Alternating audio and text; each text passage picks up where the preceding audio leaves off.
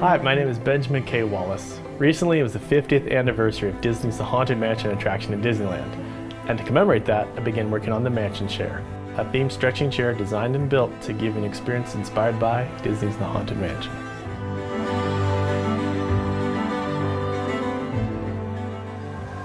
So far, I've finished up the bones of the chair, including the decorative pillars and the decorative snake seat rail. For the next steps, I wanted to continue to take the Haunted Mansion iconography further. What could be more iconic than the leaf-trimmed Haunted Mansion sign? Using the leaf and horned head features from the Haunted Mansion sign, I laid out a design for the decorative arch that would go on top of the chair.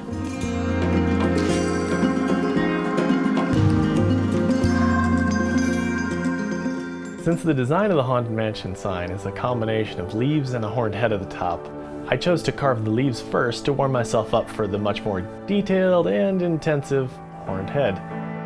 I used hand chisels and a rotary carver to carve out the leaves. While the leaves were not very difficult to carve, they were very time-consuming. I took extra time carving the horned head since there was so much detail and overlapping elements. To attach the archway to the top of the chair, I used wood glue and some dowels.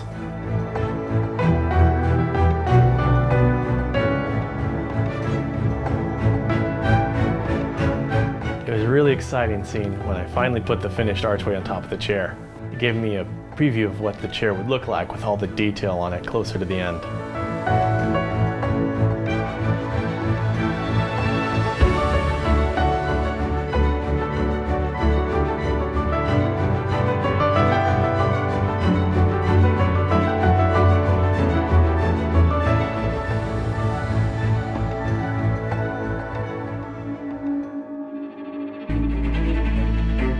Next, it was time to move on to another decorative element of the chair. To visually lighten the chair, there were some recessed spaces on the two bottom sides of the chair. I knew I needed some decorative borders for these recessed areas.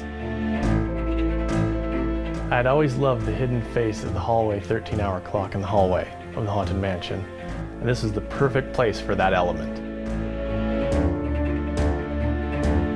Using the hallway clock for inspiration, I made some design modifications to more specifically fit the proportions of the two sides of the chair. First, I sketched out these new faces to size and made photocopies to glue to the wood blanks that the faces would be carved from. To rough cut the faces, I used a bandsaw as well as a scroll saw.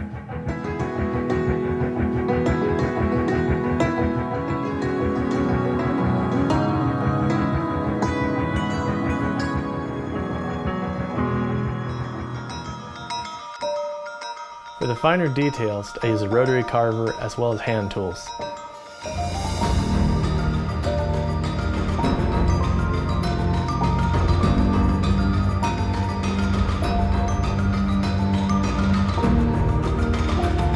It was very tricky to carve the Douglas fir because this wood has both hard and soft layers which create a wavy surface if you're not careful.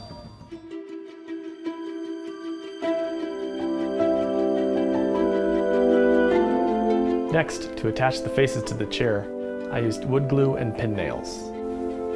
I use pin nails since they leave no visible nail head on the surface. Then I used sandpaper, chisels, and a rasp to blend the pieces of the faces together so they appear to be one larger piece.